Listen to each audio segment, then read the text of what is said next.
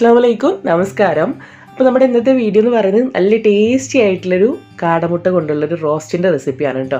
നല്ല ടേസ്റ്റാണ്, നല്ല സ്പൈസി ആയിട്ട് കഴിക്കാൻ ഇഷ്ടമുള്ളവർക്ക് തീർച്ചയായിട്ടും ഇഷ്ടപ്പെടുന്ന ഒരു റെസിപ്പിയാണ്. അപ്പോൾ എന്തായാലും നമുക്ക് വീഡിയോയിലേക്ക് പോകാം. അപ്പോൾ ഈ ഒരു ചാനൽ നിങ്ങൾ ആദ്യമായിട്ട് കാണുന്നവരാണെങ്കിൽ ഒന്ന് സബ്സ്ക്രൈബ് ചെയ്തിട്ട് സപ്പോർട്ട് ചെയ്യുക. കൂടെ നിങ്ങളുടെ ഫ്രണ്ട്സിലേക്കും റിലേറ്റീവ്സിലേക്കും ഈ ഒരു വീഡിയോ ഒന്ന് ഷെയർ ചെയ്തിട്ട് കൊടുക്കുക. അപ്പോൾ നമുക്ക് എങ്ങനെയാണ് ഈ ഒരു റെസിപ്പി എന്നുള്ളത് നോക്കാം. അപ്പോൾ ആദ്യം തന്നെ നമ്മുടെ ഒരു കാടമുട്ട കൊണ്ടുള്ള റോസ്റ്റ് ചെയ്യാൻ വേണ്ടി ഞാനിതുപോലൊരു കുഴിയുള്ളൊരു പാൻ എടുത്ത് സ്റ്റൗവിൽ വെച്ചിട്ടുണ്ട്. നമുക്ക് മൺചട്ടിയിൽ ചെയ്യുകയാണെങ്കിൽ കുറച്ചുകൂടെ നല്ല ടേസ്റ്റ് കിട്ടും കേട്ടോ. ഇനിയിപ്പോൾ ഞാനിതിലേക്ക് യൂസ് ചെയ്യുന്ന ഓയിൽ റൈസ് ബ്രാൻ ഓയിലാണ്. വെസ്റ്റീജ് എന്നുള്ള ഇതിൽ നിന്നാണ് ഞാൻ ഈ ഒരു റൈസ് ബ്രാൻ ഓയിൽ വാങ്ങിക്കുന്നത് കേട്ടോ. ഇപ്പോൾ ഞാൻ നാട്ടിൽ വന്നിട്ട് ഈ ഒരു ഓയിൽ വെച്ചിട്ട് തന്നെയാണ് കുക്ക് ചെയ്യുന്നത്. ഇത് ഒരുപാട് ഭയങ്കര എഫക്റ്റീവ് ആയിട്ടുള്ളൊരു ഓയിലാണ്. കാരണം എന്ന് വെച്ച് കഴിഞ്ഞാൽ നമ്മുടെ കൊളസ്ട്രോൾ ലെവൽ കുറക്കാനും അതുപോലെ തന്നെ നമ്മുടെ ഇമ്മ്യൂൺ സിസ്റ്റം, അതായത് നമ്മുടെ പ്രതിരോധ ശേഷി കൂട്ടാനും അതുപോലെ തന്നെ നമ്മുടെ ഹൃദയത്തിന്, നമ്മുടെ സ്കിന്നിന്, നമ്മുടെ ഹെയറിന് അങ്ങനെ ഒരുപാട് ഗുണങ്ങളുള്ള ഒരു ഓയിലാണ് ഈ ഒരു റൈസ് ബ്രാൻ ഓയിൽ. അപ്പോൾ ഇതാണ് ഞാനിപ്പോൾ യൂസ് ചെയ്യുന്നത്. മാത്രമല്ല നമുക്ക് വളരെ കുറച്ച് ഓയിൽ യൂസ് ചെയ്താൽ തന്നെ നല്ല ടേസ്റ്റ് കിട്ടും നമ്മൾ ഉണ്ടാക്കുന്ന ഡിഷിനൊക്കെ തന്നെ. അപ്പോൾ ഈ ഒരു ഓയിലിൽ നിന്നും ഒരു 2 അല്ലെങ്കിൽ 3 ടേബിൾ സ്പൂണോളം ഓയിൽ നമുക്കിതിലേക്ക് ഒഴിച്ചു കൊടുക്കാം. അതിനുശേഷം ഞാനിതിലേക്ക് ചേർക്കുന്നത് നമ്മുടെ വലിയ ജീരകം, അതായത് ഫെനൽ സീഡ്സ് ആണ്. ഒരു 1/2 ടീസ്പൂണോളം വലിയ ജീരകം ചേർത്ത് കൊടുക്കാം. അതൊന്ന് ചൂടായിട്ട് വരുമ്പം അതിലേക്ക് നമുക്കൊരു 2 ടേബിൾ സ്പൂണിൻ്റെ അടുത്ത് ഇഞ്ചിയും വെളുത്തുള്ളിയും കൂടെ ചേർത്തിട്ട് അതിനെ നന്നായിട്ടൊന്ന് വഴറ്റിയിട്ട് എടുക്കുകയാണ്. ജസ്റ്റ് ഒന്ന് കളർ മാറി കിട്ടുന്നവരെ ഒന്ന് വഴറ്റിയിട്ട് എടുക്കുകയാണ്, അതായത് ഒന്ന് മൂപ്പിച്ചിട്ട് എടുക്കുകയാണ് കേട്ടോ. അപ്പോൾ ഇത് നമ്മൾ ചേർത്തിട്ടുള്ള ഇഞ്ചിയും വെളുത്തുള്ളി നന്നായി മൂത്ത് വന്നിട്ടുണ്ട്. ഇതിലേക്ക് ഞാൻ ഒരു പച്ചമുളകാണ് കട്ട് ചെയ്ത് ചേർക്കുന്നത്. നിങ്ങൾക്ക് എരിവ് കൂടുതൽ ഇഷ്ടമുള്ളവരാണെങ്കിൽ ഇതിൽ കൂടുതലായിട്ട് ചേർത്ത് കൊടുക്കാം. പച്ചമുളകുകൾ ചേർത്തിട്ട് വീണ്ടും നന്നായിട്ട് തന്നെ വഴറ്റിയെടുക്കുകയാണ്.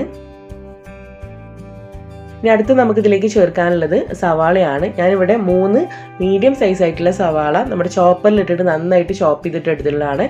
നമ്മൾ ഈ ഒരു റോസ്റ്റിലേക്ക് സവാള കട്ട് ചെയ്തിട്ട് എടുക്കുമ്പോൾ നല്ല നൈസായിട്ട് ഒട്ടും തന്നെ കനല്ലാണ്ട് അരിഞ്ഞിട്ട് എടുക്കുക. അതല്ലെങ്കിൽ ഇതുപോലെ ഫൈനായിട്ട് ചോപ്പ് ചെയ്തിട്ട് എടുത്താലും മതിയാകും. അത് ചേർത്തിട്ട് നന്നായിട്ടൊന്ന് വഴറ്റി കൊടുക്കുക. ഈ ഒരു സമയം ഇതിലേക്ക് ഞാൻ കുറച്ച് ഉപ്പ്, വളരെ കുറച്ച് ഉപ്പ് ചേർത്തിട്ട് ഒന്ന് വഴറ്റിയെടുക്കുന്നുണ്ട്. ഇത് പെട്ടെന്നൊന്ന് കുഴഞ്ഞ് കിട്ടാൻ വേണ്ടിയിട്ടാണ് നമ്മൾ ഉപ്പ് ചേർത്തിട്ടുള്ളത്. ഉപ്പൊക്കെ ചേർത്ത് വഴറ്റിയെടുത്തപ്പം നമ്മുടെ സവാള നന്നായിട്ട് തന്നെ കുഴഞ്ഞ് കിട്ടിയിട്ടുണ്ട്.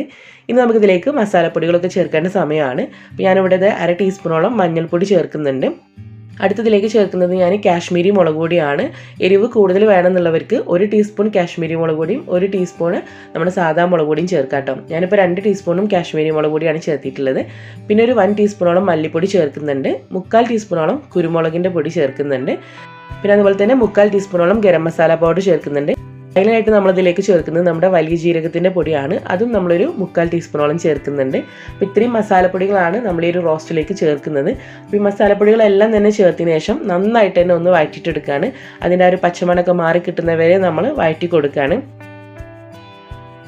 ഇത് പൊടികളൊക്കെ ചേർത്തിട്ട് നമ്മൾ നന്നായി വഴറ്റിയെടുത്തിട്ടുണ്ട്. ഇനി ഇതിലേക്ക് നമ്മൾ ഈ ഒരു സമയം ഉപ്പ് കൂടെ ചേർത്തിട്ട് ഒന്ന് കറക്റ്റ് ചെയ്തിട്ട് കൊടുക്കുകയാണ്.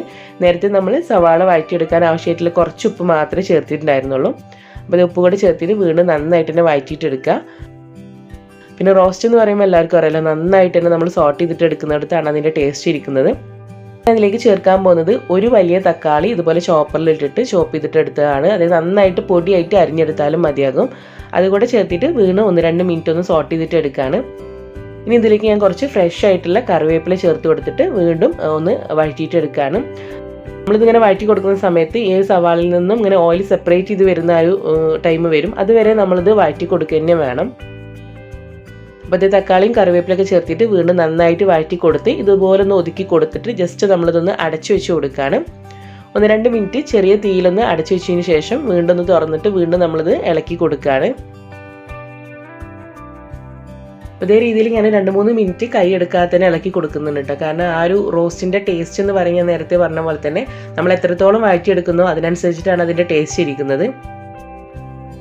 ഇത് നമ്മുടെ മസാലയൊക്കെ നന്നായിട്ട് വഴണ്ട് ഓയിൽ ഇങ്ങനെ സെപ്പറേറ്റ് ചെയ്ത് വരുന്ന ഒരു സമയമായിട്ടുണ്ട്. ഇനി ഇതിലേക്ക് നമ്മൾ പുഴുങ്ങി വെച്ചിട്ടുള്ള കാടമുട്ടയാണ് ചേർക്കുന്നത്. ഇതിൽ കൂടുതൽ കാടമുട്ട വേണമെങ്കിലും ചേർക്കാം കേട്ടോ. നമ്മളിവിടെ ആൾക്കാർക്ക് അനുസരിച്ചിട്ടുള്ള കാടമുട്ട ചേർത്തിയതാണ്. നമ്മൾ പുഴുങ്ങി വെച്ചിട്ടുള്ള കാടമുട്ട കൂടെ ചേർത്തതിന് ശേഷം ഈ ഒരു മസാലയായിട്ട് മുട്ട നന്നായിട്ട് തന്നെ ഒന്ന് മിക്സ് ചെയ്തിട്ട് എടുക്കുകയാണ്. 1-2 മിനിറ്റ് വഴറ്റിന് ശേഷം ഇനി ഇതിലേക്ക് ഞാൻ ചേർക്കുന്നത് നല്ല കട്ടിയായിട്ടുള്ള തേങ്ങാപ്പാലാണ്. ഒരു 1/2 കപ്പിൻ്റെ അടുത്ത് നല്ല കട്ടിയായിട്ടുള്ള തേങ്ങാപ്പാൽ തന്നെ ചേർക്കുക. ഒരുപാട് ലൂസായിട്ടുള്ള തേങ്ങാപ്പാൽ ചേർക്കരുത്. അപ്പോൾ നമ്മുടെ ആ ഒരു മസാല ഉണ്ടല്ലോ, ആ റോസ്റ്റിൻ്റെ മസാലയ്ക്ക് ടേസ്റ്റ് കുറയും. അതുകൊണ്ട് നല്ല കട്ടിയായിട്ടുള്ള തേങ്ങാപ്പാൽ തന്നെ ചേർത്തിട്ട് 2-3 മിനിറ്റ് വീണ്ടും ഇളക്കി മിക്സ് ചെയ്തിട്ട് കൊടുക്കുക. ഇനിയിപ്പോൾ ഇതിലേക്ക് ഫൈനലായിട്ട് നമുക്ക് ചേർക്കാനുള്ളത് കുറച്ച് ഫ്രഷ് ആയിട്ടുള്ള കറിവേപ്പിലയും അതിന് കൂടെ കുറച്ച് ഫ്രഷ് ആയിട്ടുള്ള നമ്മുടെ മല്ലിയില കൂടെയാണ് ചേർക്കുന്നത്. മല്ലിയില ഓപ്ഷനിലാണ്, കയ്യിലുണ്ടെങ്കിൽ മാത്രം ചേർത്തിയാൽ മതിയാകും. അതുകൂടെ ചേർത്തിട്ട് വീണ്ടും നന്നായിട്ട് തന്നെ മിക്സ് ചെയ്തിട്ട് കൊടുക്കുക. ഒന്ന് ടേസ്റ്റ് ചെയ്തിട്ട് വേണമെങ്കിൽ നമുക്ക് ഉപ്പ് കറക്റ്റ് ചെയ്തിട്ട് കൊടുക്കാം കേട്ടോ. അപ്പോൾ ഇത് മല്ലിയിലയും അതുപോലെ തന്നെ കറിവേപ്പിലയും കൂടെ ചേർത്ത് നന്നായി ഇളക്കി മിക്സ് ചെയ്തിട്ടുണ്ട് 1-2 മിനിറ്റ് കൂടെ. അങ്ങനെ നമ്മുടെ നല്ല ടേസ്റ്റി ആയിട്ടുള്ള കാടമുട്ട കൊണ്ടുള്ള റോസ്റ്റ് ഇവിടെ റെഡി ആയിട്ടുണ്ട്. നമുക്കിങ്ങനെ ജസ്റ്റ് ഒന്ന് ഓയിലൊന്ന് സെപ്പറേറ്റ് ചെയ്ത് വരുന്ന വരെ ജസ്റ്റ് ഒന്ന് അടച്ചു വെച്ച് കൊടുക്കാം. നിങ്ങൾക്ക് കാണുന്നുണ്ടാവും ജസ്റ്റ് ഇങ്ങനെ ഓയിൽ ഇങ്ങനെ സെപ്പറേറ്റ് ചെയ്ത് വരുന്നുണ്ട്. അപ്പോൾ അതാണ് നല്ല ടേസ്റ്റി ആയിട്ടുള്ള കാടമുട്ട കൊണ്ടുള്ള റോസ്റ്റ്. നിങ്ങളെല്ലാവരും തന്നെ ട്രൈ ചെയ്തിട്ട് നോക്കുക. ട്രൈ ചെയ്തിട്ട് നിങ്ങളുടെ ഫീഡ്ബാക്ക്സ് അറിയിക്കുക. വീഡിയോ ഇഷ്ടമായ ലൈക്ക് ചെയ്യുക. നിങ്ങളുടെ ഫ്രണ്ട്സിലേക്കും റിലേറ്റീവ്സിലേക്കും ഷെയർ ചെയ്തിട്ട് കൊടുക്കുക. പിന്നെ നമുക്ക് അടുത്ത റെസിപ്പി ആയിട്ട് കാണാം. താങ്ക്